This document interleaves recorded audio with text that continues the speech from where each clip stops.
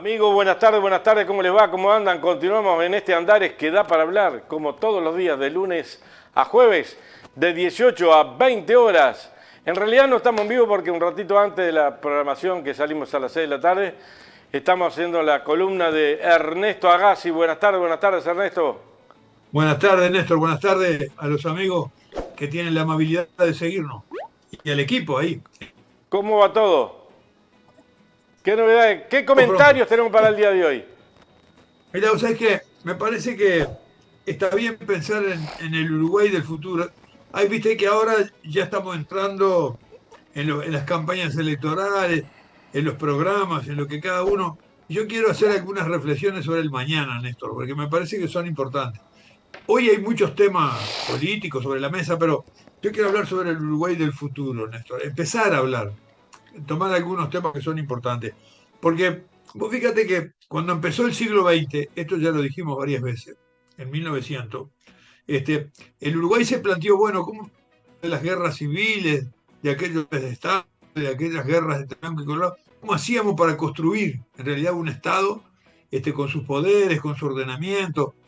Y ahí una cosa importante fue el plan Eduardo Acevedo, que en realidad se planteó este, crear un instituto de química, crear un instituto de geología y crear un instituto de agronomía. ¿Qué quería en aquellos tiempos?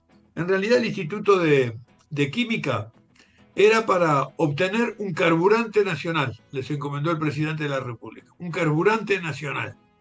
Se venían los motores, y en realidad no podíamos depender para hacer andar los motores de importar, además de los motores, importar los carburantes también, que era de grandes empresas internacionales. El Instituto de Geología fue para ver qué había bajo de la tierra, qué habría acá algún hidrocarburo, habría esquistos, habría alguna cosa que nos sirviera para la economía. Y el Instituto de Agronomía, que en realidad terminó siendo la Facultad de Agronomía, era para el desarrollo más técnico, con fundamento científico, de una actividad que ya se veía importante para el Uruguay. En realidad aquello dio, dio buenos resultados a la larga, ¿no? Porque a la larga se creó, a partir del Instituto de Química, se creó la Facultad de Química, ¿no? A partir de la Facultad de Agronomía se creó el Instituto Nacional de Investigaciones, el INAC, el Instituto de Colonización, todo lo que tenemos hoy. Fíjate que en un siglo aquellas ideas fueron muy importantes.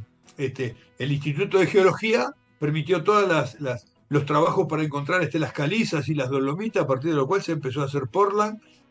No se encontró petróleo, pero se encontraron mármoles, se encontró cobre, se encontró oro, se hicieron las minas, allá minas de corrales.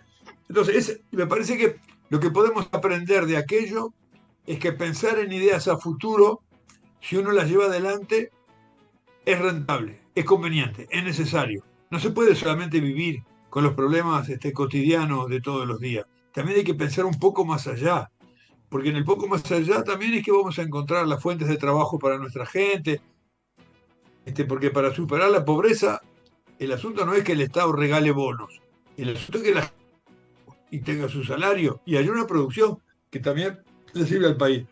Entonces yo creo que, ¿cómo pensarlo hoy? Me parece, Néstor, que hoy no podemos seguir pensando igual que hace un siglo. ¿Qué cosas serían las cosas importantes para el Uruguay del futuro? ¿No? Sabes que hace poco fue al Parlamento, con motivo de todo este tratamiento presupuestal, a la Comisión de Ciencia, Innovación y Tecnología, una comisión de la Universidad de la República. Es decir, una comisión asesora del Parlamento, ¿no? Y en realidad llevaron una idea que me parece que es importante considerarla, que había construido, digamos, una serie de técnicos, de crear un Instituto Nacional de Vacunas. Esto fue una idea que salió de la universidad, pero que necesaria va a incluir a otra gente, porque la universidad sola no puede hacer esto. ¿Por qué? Porque Unas. esto es un Instituto Nacional de Vacunas, ¿no? ¿Esto es para el futuro? ¿Para qué futuro, Néstor? Pues fíjate que lo que pasó con la pandemia, ¿no? En realidad con la pandemia las vacunas fueron un gran problema. Esto ya ha sido analizado por todos lados, yo no voy a entrar en eso. Hubieron países que se vacunaron enseguida, hubieron otros que las vacunas las recibieron allá al final de la cola, sobre todo porque ya a medida que se iban produciendo, los países que las habían reservado antes que se produzcan incluso las vacunas. Entonces, por la diferencia entre los países, hubo una diferencia muy grande en el acceso a las vacunas. Nosotros mismos tuvimos problemas para el acceso a las vacunas, ¿no? No había muchas vacunas disponibles en el mundo. Entonces, y para los problemas de las enfermedades, el asunto no es solo una buena vacuna, es una buena vacuna que hay que tenerla a tiempo para aplicarla en el momento preciso. De nada te sirve una buena vacuna que llegue tarde, ¿no? Y fíjate, a veces hay escaseces con las vacunas. Incluso hay un problema también de soberanía, ¿no? De poder tenerla producida, si es que podemos producirla, ¿no? Y después hay otra cosa que me parece que es muy importante, que los técnicos decían, con la vacuna no se terminó la pandemia. ¿Por qué? Porque el virus después mutó y fue necesario ponerle otra vacuna distinta. Y le pones la otra y el virus muta de vuelta. Nosotros sabemos eso pasa con las enfermedades de las plantas, con las enfermedades de los animales y también con nuestras enfermedades.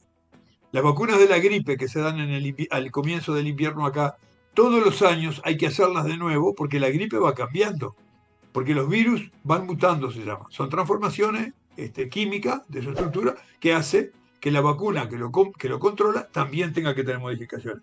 Así que las vacunas tienen que ir evolucionando junto con las enfermedades y eso obliga a que los países tengan un fuerte componente técnico que vaya cosas y que vaya encontrando respuesta. El Uruguay ya tenía experiencias con algunas vacunas. Estos técnicos nos hicieron recordar, porque la historia del suero antiofídico, que es el suero que se aplica para las mordeduras de las víboras, en el Uruguay se producía, en el viejo Instituto de Higiene se produjo. El Instituto de Higiene cumplió 100 años hace poco, ¿eh? Fue una cosa importante en su momento, ¿no? Fue creado como parte de la Facultad de Medicina en 1895. Mirá vos. Y es como objetivo, digamos, la salud, también productos que se necesitaban para la salud. Hizo algunas cosas, produjo suero, hizo suero antiofídico. Fue un asunto bastante interesante. Es en un establecimiento, hicieron el suero que queda bastante cerca del Pando, más bien cerca de Empalme Olmo, donde hacen suero de caballo que le inyectan venenos de serpientes a dosis pequeñas y el animal genera una resistencia a eso. Y eso después, tratado técnicamente en los laboratorios, diluido, separado los componentes, es la vacuna antiofídica que se aplicó en el Uruguay. En el Uruguay moría mucha gente de picaduras de víbora. A medida que se fue teniendo el sueño en una vacuna, eso bajó muchísimo. O sea, teníamos una cierta experiencia de gente que muy premonitoria, ¿viste? Que pensaba las cosas con tiempo. Bueno, entonces, nos tomemos nosotros ¿Tenemos la vacuna hoy en experiencia día? Pregunto por curioso, ¿tenemos ¿Tenemos? vacuna hoy en día? Sí, tenemos. Sí, sí, antiofídica. Algunos elementos se traen de Butantan, de Brasil, pero después la producción de suero se hace ahí y ese suero se filtra, se le sacan los elementos y en realidad hay vacuna antiofídica en el territorio nacional, no en todos los lugarcitos más chiquitos, pero en las capitales departamentales, los hospitales siempre hay. Y en realidad bajó mucho la incidencia y en general, sabes que el suero antiofídico sirve para el veneno de muchas serpientes. Hay solo algunas que resisten a todos los sueros que acá no hay. Ahí en Oriente Medio, ahí en Irán, que es una serpiente, no hay con qué darle, ¿viste? Pero acá no hay de eso. Las que hay acá son todas controlables. La picadura sí se hace la inyección del suero a tiempo, ¿no? Hay que hacerlo rápido, seguro. Si demora mucho, ya el veneno hizo su efecto sobre el organismo. Entonces, yo digo que esta idea de crear un Instituto Nacional de Vacunas, a mí me hizo pensar, Néstor, me hizo pensar para nuestro programa, para la reflexión con los oyentes. Primero, porque este instituto, la universidad puede poner algo que es la gente de ciencia, es lo que puso para la pandemia. Porque te acordás que en la pandemia se pudieron hacer reactivos que sirvieron para la identificación de los virus y que incluso después esos reactivos también se exportaron, porque fueron muy buenos y se crearon por los biotecnólogos que había en la Universidad de la República, sobre todo en Salto, que tenemos gente muy buena que ha estado estudiando estas cosas en el exterior, que ahora está trabajando en el país y que es favorable para esa producción. Por eso se produjo el GACH. El GACH se logró porque hubo unos componentes técnicos muy importantes que estaban dando resultados positivos en el Uruguay. Entonces, me parece que este instituto La universidad puede poner algo, ¿no? Que es la gente, es el pensamiento, pero después se precisa también de otros institutos, el Instituto Clemente Estable, el Instituto Pastel, que están de acuerdo en hacer esto. Hay un acuerdo entre todos los institutos, este, y ellos fueron a informar al Parlamento sobre esta posibilidad. De hecho, el Parlamento, en la rendición de cuentas del 2021, le asignó 7 millones de pesos para que hicieran el proyecto y lo presentaran, que vieran la viabilidad técnica, que vieran, en fin, la escala de producción que se podía tener, los costos que esto tendría de hacer las instalaciones, que eso todo lleva mucho dinero. En realidad, lo que ellos plantearon es que se pueden producir 3,5 millones de dosis de vacuna por año, y el Uruguay, en realidad, puede con esto enfrentar riesgo sanitario, y puede aplicar el avance tecnológico que tiene en sus universidades. Puede aplicar el conocimiento que se tiene y además un conocimiento soberano que es producido en nuestras condiciones. Ahora, las vacunas hay que evaluarlas, ¿no? Es todo una changa. Hay que tener una base biotecnológica muy firme, ¿no? Incluso van a tener que participar empresas que también están interesadas en participar, porque esto requiere inversiones muy importantes que siempre que nuestras empresas públicas hay que hacer inversiones, acordate toda la discusión que hubo con ANCAP, toda la discusión que hubo con la UTE, sigue habiendo hoy, ¿no? Siempre se busca más. El ferrocarril se está haciendo con el apoyo del gobierno y un poco de recursos que ponemos, pero un poco de recursos que ponen los empresarios que lo van a usar después, ¿no? Antes, ya Eso no es hay un común a todos los antecedente. países que en realidad no tenemos grandes empresas ni grandes economías. Siempre las hemos Ernesto, apoyado también. Sí, no hay un antecedente acá, no es que están haciendo, yo me equivoco, o se habló de que se podía hacer. ¿No se están haciendo las vacunas y la Sinovac o la Pfizer acá? ¿No hay nada de eso? ¿O es en Argentina? no, no hay nada de eso. Es en Argentina que se iban a hacer. Porque para hacer la vacuna tenés que tener inversiones importantes, tenés que tener gente capacitada, pero después el problema es la escala. Este es un Sí, claro. problema, porque nosotros tenemos un mercado interno muy chico y las vacunas no pueden ser solo para nosotros, hay que hacerlas para exportar. Y las empresas internacionales que están interesadas en invertir van a buscar invertir en países grandes que tengan una escala importante, incluso para consumir sus productos también. Fue en la Argentina que se habló de eso, Néstor. Ahora, vos fíjate que para hacer las cosas para el país, incluso para exportarla, las vacunas hoy son productos biotecnológicos muy complejos, Néstor. Fíjate que la vacuna que se aplicó por primera vez con el COVID-19 fue lo que se llama una vacuna ARN mensajero, ARN mensajero, que no se sabía el resultado que iba a dar esto porque no se había aplicado ninguna vacuna antes. Es un producto biotecnológico. Se aplica todo el conocimiento de las proteínas recombinantes. En fin, en esto no voy a entrar en la parte, es bastante interesante, pero me parece que no es para nuestro programa. Hay esas cosas. Hay ARN mensajero, hay proteínas recombinantes, hay que tener gente capacitada en eso, ¿no? Ahora, esto también precisa una legislación. ¿Viste? Esto tiene también el problema también va a tener la posibilidad de hacer test diagnóstico, pero también tenés el problema de la propiedad intelectual y de las patentes, que son temas complicados. De estas cosas ya se está avanzando en Brasil, en Argentina y en Chile. Pero eso yo decía que no solamente produciendo trigo o produciendo carne o produciendo leche, también podemos aprovechar la capacidad de nuestra gente, ¿no? Para producir estas cosas. Yo creo que es un sistema a plantearnos, es un sistema, en realidad, en momentos de discusión, ¿no? Programática.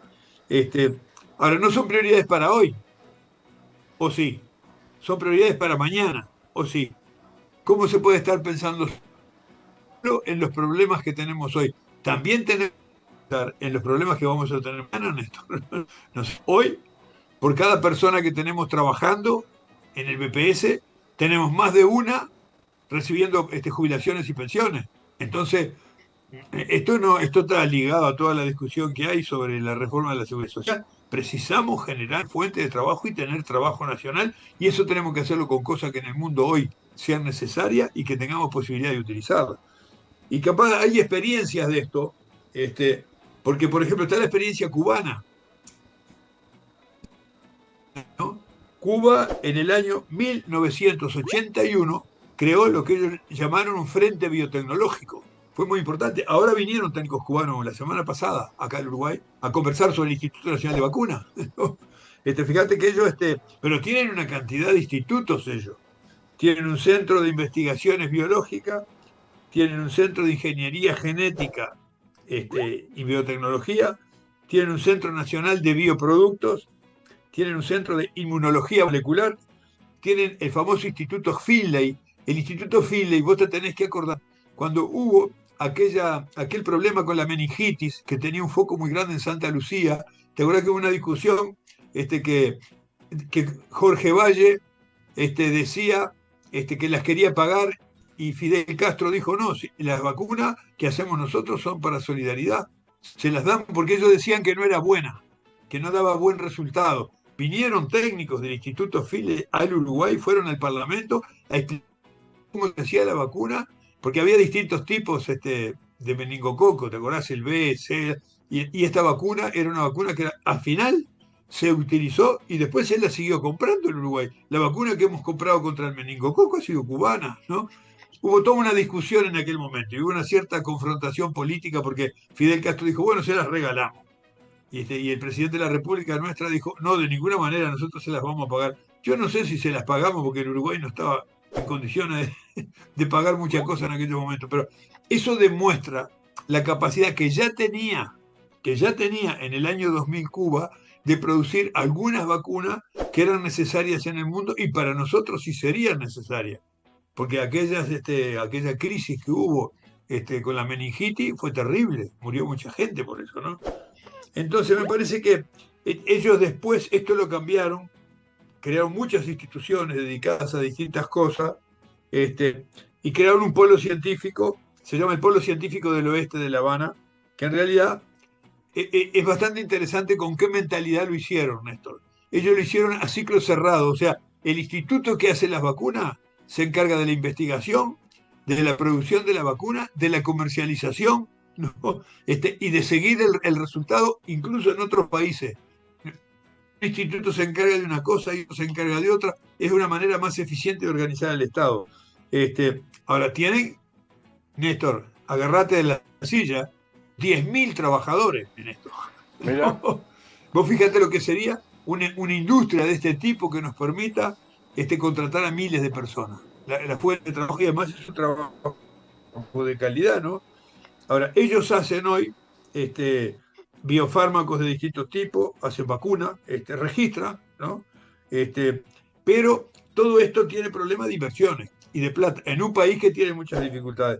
Yo creo que capaz que podemos analizar un poquito más, lo dejo para la semana que viene, cuál fue el intercambio que tuvieron los técnicos cubanos del Instituto Finlay en el Uruguay en relación a esta posibilidad de crear un Instituto Nacional vacuna. Y vamos a seguir razonando esto, Néstor, porque vale la pena pensar en estas cosas, nos da soberanía, nos da trabajo y nos da instalarlos en el mundo de hoy con los problemas que tienen. Yo la dejaría por acá, Néstor.